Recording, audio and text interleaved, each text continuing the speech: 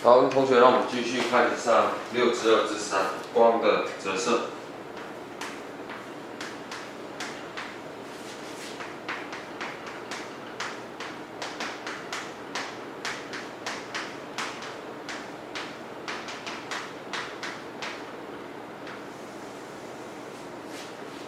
那在讲光的折射之前呢，同学已经知道了，我们上6之2之1的时候有提到，光在水中的速度比光在空气中的速度要来得慢。哦，这个是历史发展的简介嘛。所以首先我们第一个来看就是光会怎么折射。好。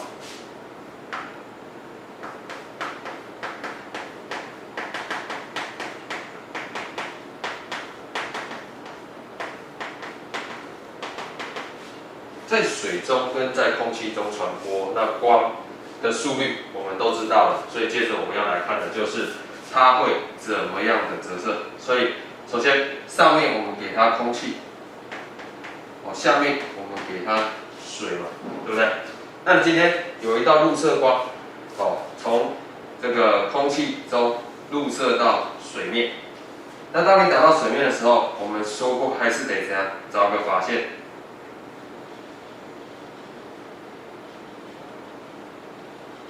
这个是发线，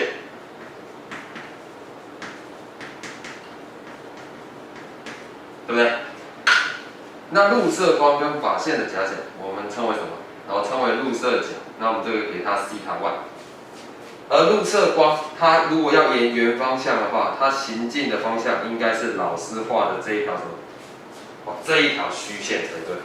那我们知道啊，光在空气中的速度比较快，在水中的速度比较慢，对不对？所以它速度变慢了，应该怎么样？速度变慢了，应该怎样？偏向发线，对不对？它应该会偏向发线才对。那同学可能会在想，为什么？所以老师就举了一个例子啊。今天呢，有一台2轮车，2轮车，老师把它放在这边。举个例子啊，今天有一台2轮车，在水泥地跟草地之间，那它一开始在水泥地行走，那它行走的过程是哪一个轮胎先碰到这个界面？是不是靠近老师这一边的轮胎先碰到这一边的界面，对不对？好，那它碰到界面之后，这个轮胎怎么样？速度会变快还是变慢？速度碰到草地当然是变慢了，可是这一个远离老师的这个轮胎还在水泥地嘛，对不对？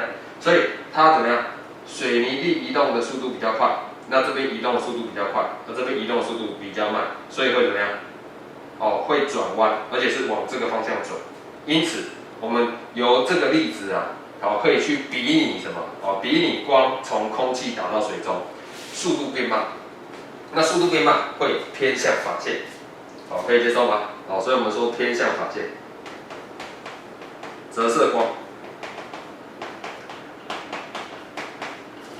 偏向发线。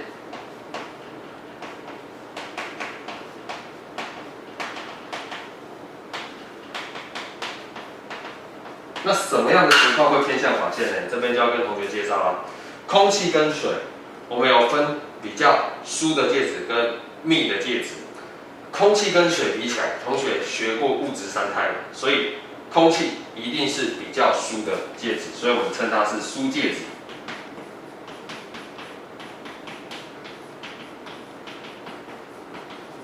好，那我们称什么？水是密介质。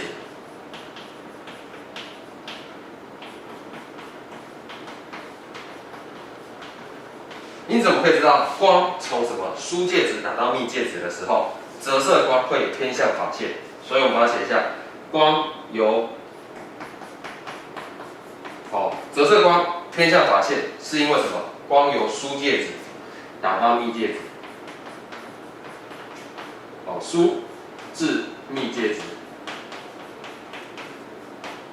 可以吗？那以后我们都会用这个来判断，好不好？好，那我们再举另外一个例子啊。另外一个例子是什么？如果今天是从密介质打到疏介质的话呢？我们来看一下，如果今天从密介质打到疏介质，那会怎么样？好，一样，假设这个是密介质，那这是疏介质，好不好？或者同学可能看不习惯，我们把它怎么样换过来，一样，我们都从上面打到下面好了，好不好？只是今天上面是密介质，啊，下面是疏介质，一样，一道光，哦，打到这个界面，哦，密介质跟疏介质的界面。那么一样画出它的什么？画出它的法界。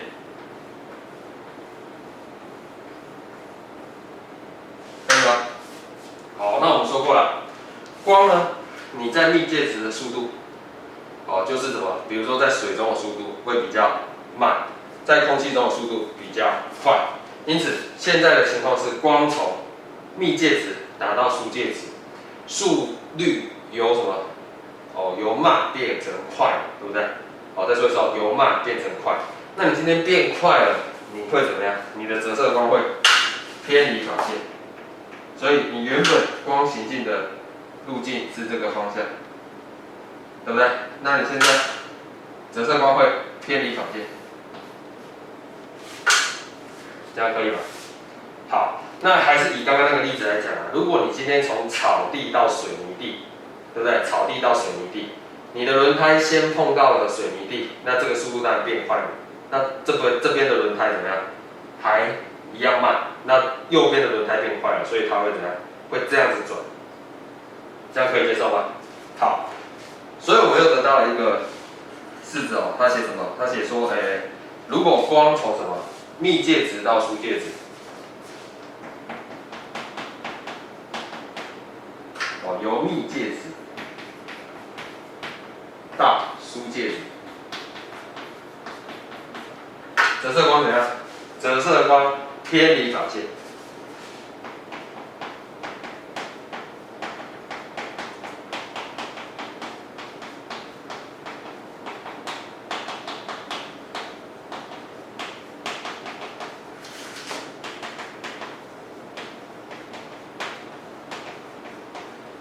这样可以吗？好，所以由这两个例子，我们得知啊，光怎么样，在折射的特性会偏离法线还是偏向法线，完全看你是从密介质到疏介质，还是疏介质达到密介质来决定。好，那折射的原理，哦，应该说这是折射的原理，跟同学介绍了。那接着要回到这个主题啊，我们折射的现象有哪一些呢？那首先，哦，第一个就是什么？哦，水中，哦，看水中的鱼。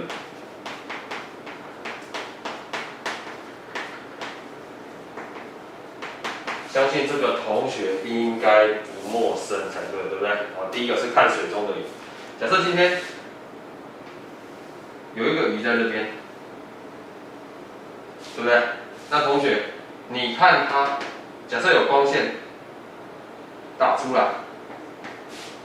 好不好？水中有光线打到鱼，反射之后打到界面，那这边是水，这边是空气。好，那首先我们也是要先找出它的法线，对不对？那就问同学啊，这个是从光由密介质打到疏介质，它的速度是变快了，对不对？那速度变快的话，它应该怎么样？这是它原本光的行进方向，那现在应该偏离法线，对不对？光由密介质打到疏介质，折射光偏离法线，而且应该说偏离原本路射的方向也对，所以会偏离法线，这个没有问题吧？那假设我们人的眼睛在这边啊，那我说过，人的眼睛不会觉得这一道光是折射来的，他会认为是什么？哦，他会认为是直线前进，因此他看到的鱼的眼睛在这边，那也就是说鱼的位置，我们人眼会以为是在这边，可以吧？因此你看水中的鱼会觉得怎样？哦，会觉得它比较怎样？哦，比较浅的，它没有在深水的地方，它在浅水的地方。好，那这是光的折射现象。哦，看水中鱼，哦较浅，原因是因为光的折射现象。好，再说一次哦，我们人的眼睛认为折射出来的光是直线前进的，所以我们会往后延伸到这个位置，那造成成像。那这个成像，我们会觉得鱼比较浅，可是其实鱼很深嘛，对不对？同理哦，同学，当你看到你随便看一个溪流，你觉得这个溪流很浅的时候，你千万不要轻易踩进去哦，你起码拿个棍子去测一下，去测一下它的深度哦，不要直接用脚踩下去，免得溺水，好吧？那第二个又是什么啊？一个吸管放入水中啊，对不对？好，那我看一下第二个，吸管放入水中。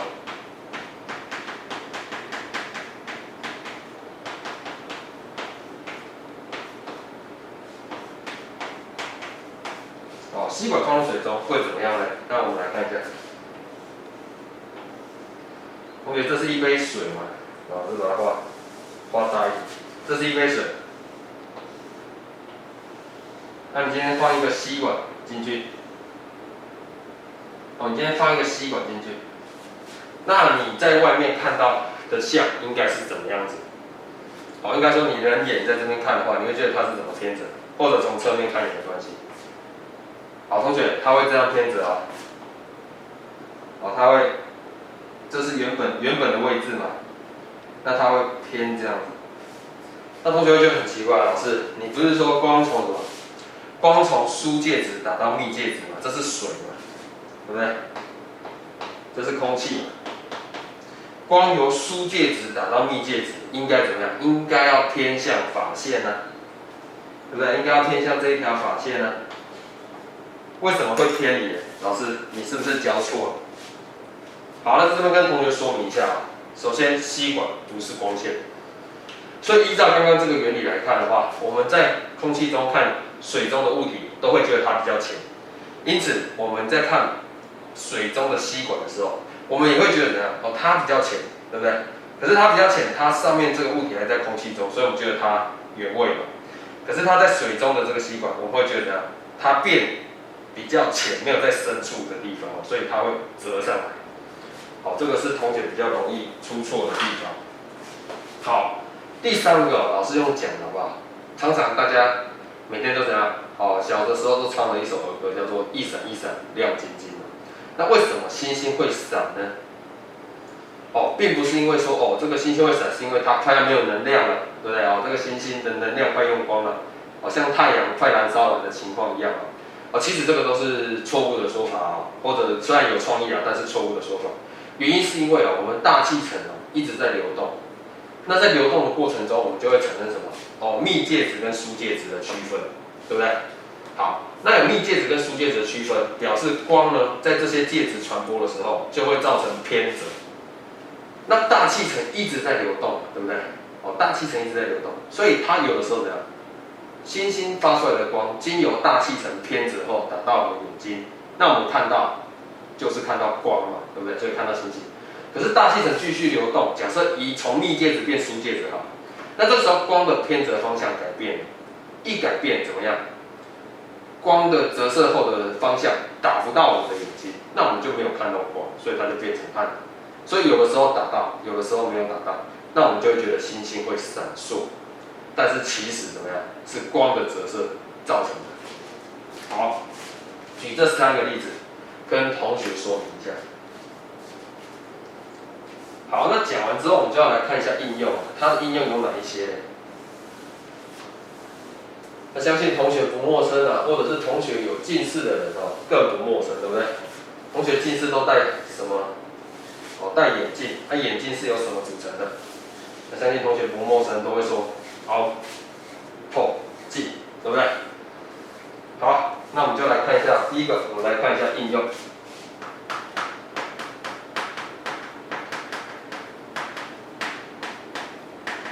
那第一个要讲的当然就是凹透镜。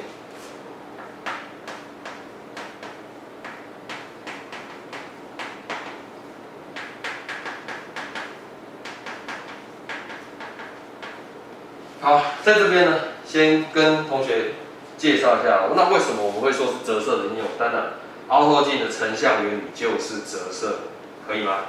好，那我们今天随意画一个凹透镜出来。好，那老师还是找个工具画会比较顺。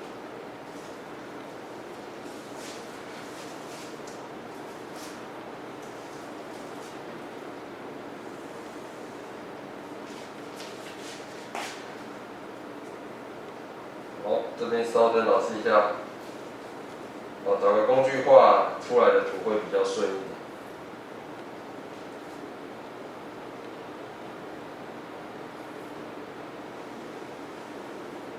OK， 好，那我们来看一下，这是一个凹透镜。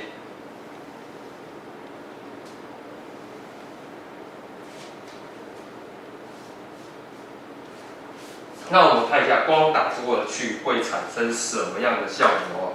那首先老师当然就是怎样，先画出它的主轴位置嘛，对不对？它的主轴位置，我们把它画出来。那现在有假设平行光打进来了，那它会怎么样呢？老师先画一条光线给同学看，这一条光线要先找它的发线，对不对？那它的发线要垂直于这个界面。所以发线长这样，这没问题吧？好，那我们说过啊，这个是空气，这个是玻璃，对不对？这是玻璃，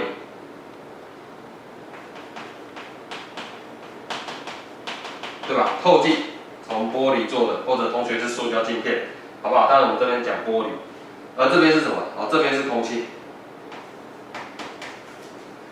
那同学，你从这个空气跟玻璃，你可以知道，空气是疏介质，玻璃是密介质哦。从这个物质上态来看就知道，它一定是密介质。所以我们的光怎么样？我们的光会从疏介质到密介质，原本行进方向是在这个地方，对不对？水平的。那你会怎样？速度变慢，所以你会偏向发线，所以你会往这边偏，可以吗？好，那在这个位置的时候，我们又得再找一次发线，所以发线的位置怎么样？找出来。好，那找出来之后，它原本行进方向是这个方向。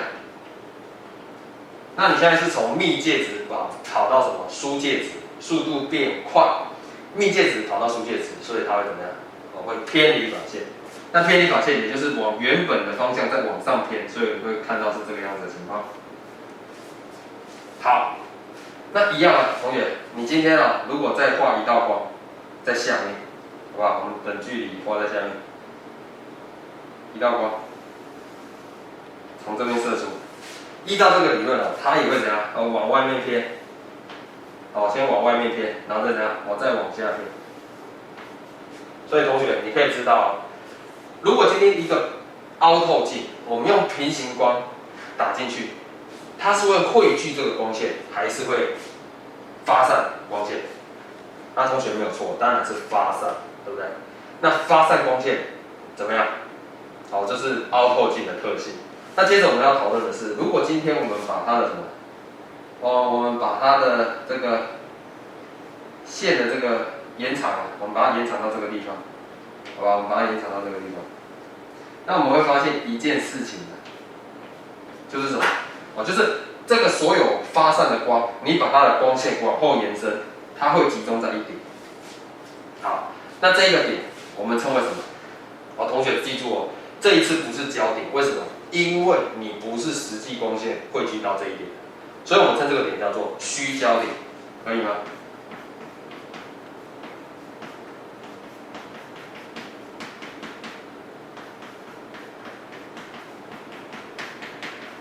可以吗？虚焦点，这个点是虚焦点。好，那讲完凹透镜的特性之后，还不够为什么？透镜这个东西一向是同学最头痛的，所以我们必须怎么样？把它的这个成像再跟同学完整的介绍一下。所以我们看一下第二个凹透镜成像。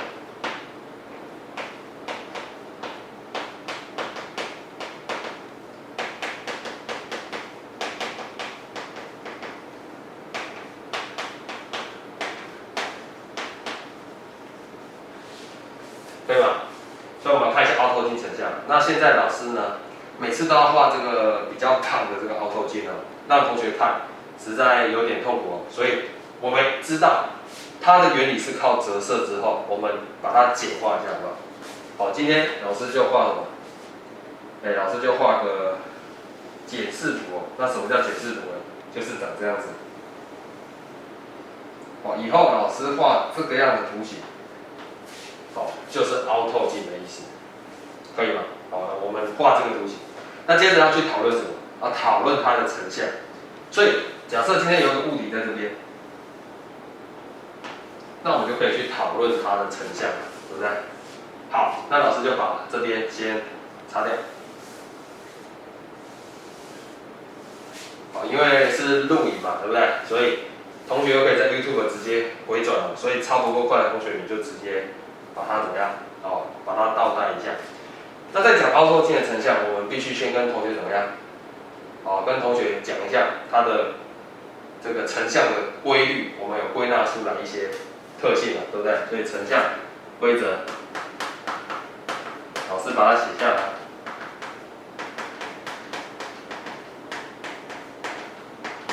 好，成像规则哦，第一个是什么？如果你今天有一条光是平行入射，对不对？入射光怎样？平行入射到凹透镜，那我们刚刚得到的结果是什么？我们得到的结果是它会发散，而且怎么样？它发散往后延伸，会聚集在一个什么点？哦，延伸线会聚集这个点叫什么？叫虚焦点。所以我们把它写下来，好不好？哦，平行入射光，哦，入射光应该说这个轴是主轴啊，我们把它写下来。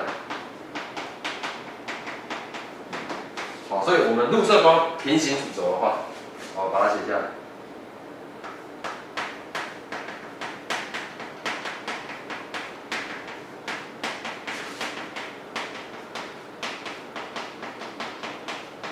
好，入射光平行主轴，那折射光的延伸线通过什么？我通过焦点。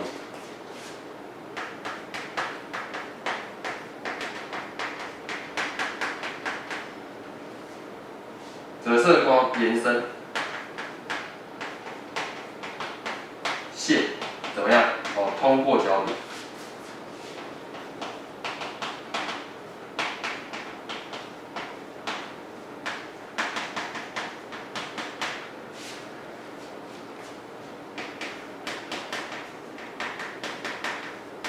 好，那反之怎样？亦然。哦，我们把它写反之亦然，那什么意思呢？这不是要考同学国文哦，只是老师节省黑板的篇幅。那什么叫做反之亦然？就是说，如果你今天入射光是这样入射，通过这个虚焦点，那你折射出来的光会怎样？哦，会平行射出来。所以这是反之亦然的意思哦。再说一次，你今天如果入射光从这边射进来，通过什么？哦，它的延长线通过这个虚焦点，那它折射出来的光就会平行主轴，这样有没有问题？好啊，第二个，再跟同学介绍一个名词啊，这个点叫虚焦点，对不对？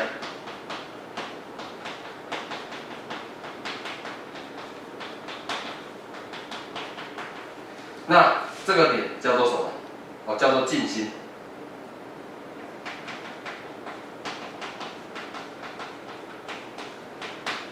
好不好？这个点叫近心。所以第二个我们要说，入射光通过近心。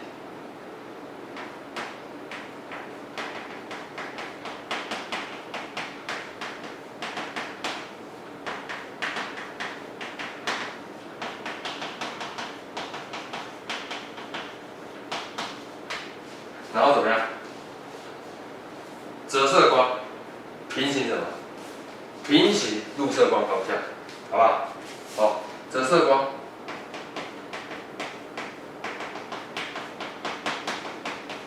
平行入射光的方向。好，这个应该没有问题。什么意思呢？就是说，如果你今天你的入射光通过近心，那你折射出来的光会平行它的方向。但是要特别注意的同学，我这边是画一条直线，可是实际上怎么样？哦，他们会拆成两条线，为什么？只是平行而已，因为你偏折的时候会造成他们有一个横向的位移，所以老师在这边是画一条直线，可是实际上在透镜它会怎样？比如说老师现在画直线，那实际上凹透镜成像它们会有一个横向位移，但是两者还是怎么样？还是平行的，可以吗？好，那这是凹透镜的成像规则，跟同学说明的，所以同学已经可以看出来了，看出什么？来，成像出来，你看这一个是虚拟光线，对不对？啊，这一条是实际光线，所以在这边可以造成一个什么？哦，可以成一个像嘛，对不对？这是头的光线，所以这边一定是头。那我们从这边画下来，所以同学一定可以知道什么？同学一定可以知道这个就是一个实像还是虚像。好，那同学知道了吧？应该知道，不是实际完全由实际光线的，它就不是实像，所以它一定是虚像。所以我们可以知道成像是什么？哦，正力，然后呢，比原本的还要小，所以是缩小。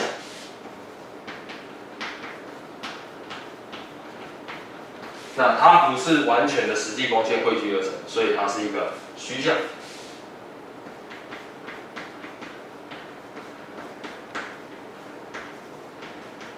好，所以到这边又要派回家作业给同学了哦。首先，凹透镜成像哦，如果在1倍焦距内，它会怎么样？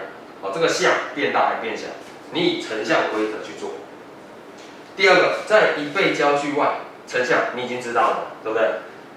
那你去看一下哦，你做出来的结果是不是你所有的图形都是正力缩小的虚像？哦，老师就泄露答案了，对不对？凹透镜所有的成像都是正力缩小的虚像，只是我希望同学回去看，如果你往前移，你的像会变大还是变小？好不好？让同学回去画，按照成像的规则。好，那接着我们要看的就是什么？下一个就是，对吧？以前同学的爸妈可能有老花眼啊，所以看报纸的时候就会拿着一个镜子，比较方便观看。那这是什么镜子？哦，就是凸透镜，对不对？所以接着跟同学介绍凸透镜的成像，好不好？凸透镜的成像，那一样啊，还是得先怎样？哦，得先画出来给同学看看。所以我们还是先画出一个凸透镜的实际样子给同学，然后再跟同学解释一下它的成像是怎么成像。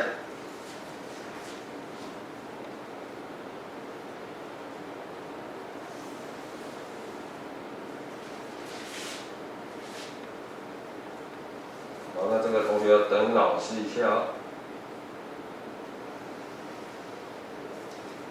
好，老师画了一个凸透镜出来，对不对？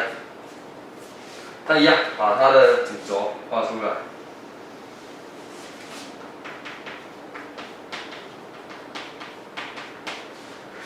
那主轴出来了，我们来看一下它的成像哦有什么样的特性。那首先，假设今天一道平行光打进来，对不对？一道平行光打进来，第一个我们要找的是什么？我们要找的是法线嘛，法线一定要先找出来。那这一条是它的法线，对吧？好，那你今天从空气打到玻璃，老师这边就不写了哦。凸透镜里面是玻璃，你从空气打到玻璃，输介质到密介质，速度变慢，速度变慢要偏向法线，所以这是你原本的行进方向，那你要偏向法线，对吧？好，那现在要打到界面了，要打到玻璃跟空气的界面，所以我们要再找一条法线出来，一样垂直界面的线就是法线，对不对？那现在的情况跟刚刚不一样，现在情况是什么？你从密介质打到输介质，光速变快，所以这是你原本行进的方向。那你会怎样？速度变快，偏离法线，偏离原本什么？原本的路色方向，所以往这边偏，可以吗？好，那同学同理啊，你今天如果下面也有一条平行入射光，它一样怎么样？哦，会先怎样？哦，会偏离，哦，不好意思，会偏向法线，然后再怎样？好，然后再偏离法线嘛，打到这个位置。好，那这边跟同学说明一下，你们画出来这个光线，它会汇聚在这个点上。那同学这一次应该就不会说错了，同学要说它是什么点？哦，焦点，因为它是由实际光线汇聚而成的。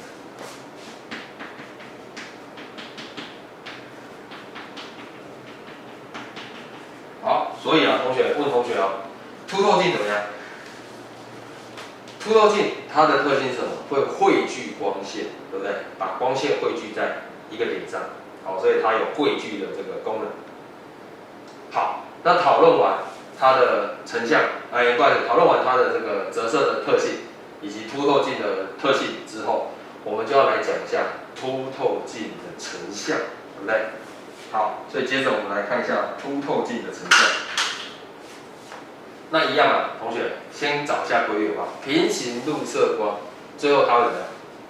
好，会通过什么？哦，通过焦点，对不对？所以我们把它改一下吧。这边只要改折射光通过焦点就好，不用延伸线。而且不好意思，老师刚刚讲这边是虚焦点才对的，好不好？那反之亦然，可以吗？老师要把它改过来了，所以你看一下，你已经看到了嘛？入射光平行主轴，有没有？那折射光会通过焦点，对吧？好，反之亦然，也就是说，今天如果你有一道光线从这边通过焦点，那经由透镜折射之后，折射出来的光会平行主轴，这没问题吧？好，第二个，入射光如果通过镜芯，折射光平行入射光方向，好，加个射出好了。好，射出。所以，如果你今天有一道光通过镜芯，那镜芯在这边嘛，对不对？好，那你今天有一道光通过镜芯，老师画一下好了啊，不好意思，不能画直线。如果在这张图画直线就太对不起同学了，对不对？好，假设这是镜芯，那同学啊，你看一下，如果你今天要到一个，你今天是一条平行光在这边。那你会怎么样？哦，你打到这边你会偏折，所以你会稍微偏往这个方向。哦，画的不够明显，所以老师再画明显一点。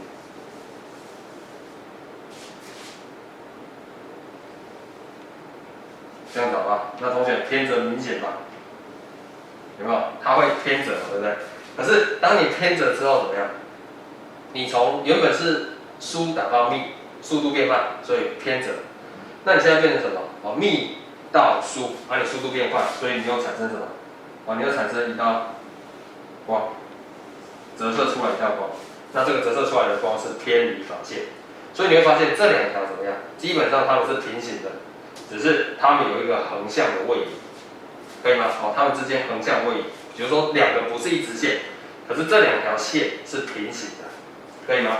就是入射光通过镜芯，折射光平行入射光射出。好，那一样，我们由这两个原理来看一下凸透镜的成像，然后什么样子。好，我们来看一下，那一样，老师画一条主轴出来。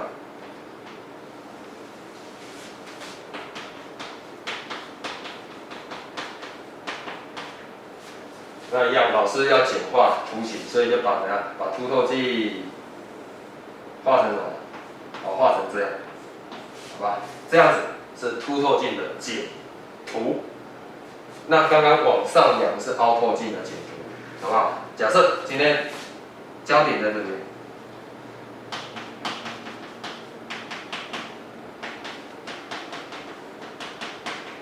好，那等距离嘛，所以这一点也是焦点。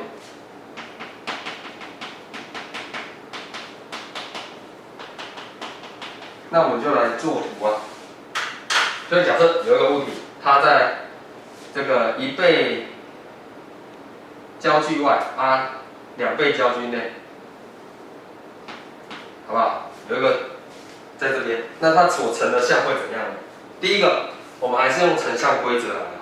入射光如果平行主轴，折射光会通过焦点，好不好？所以入射光平行主轴，折射光会怎样？会通过焦点，这没问题吧？好，再来，入射光通过近心，折射光平行入射光射出，所以是往这个方向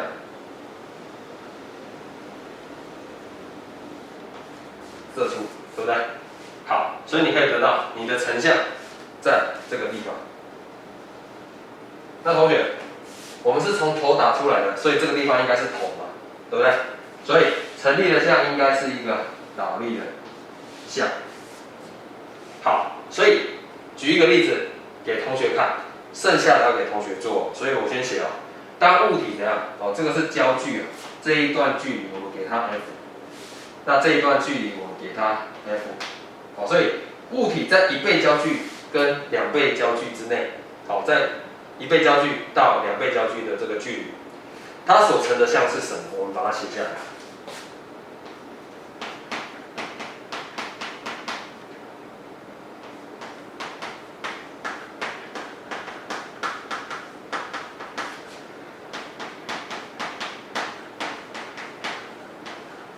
好，物体在1倍到2倍焦距之间成像，那它所成的像是什么？倒立，而且呢，比原本的大，放大，由实际光线汇聚而成的什么像？实像，所以我写成像、倒立、放大、实像。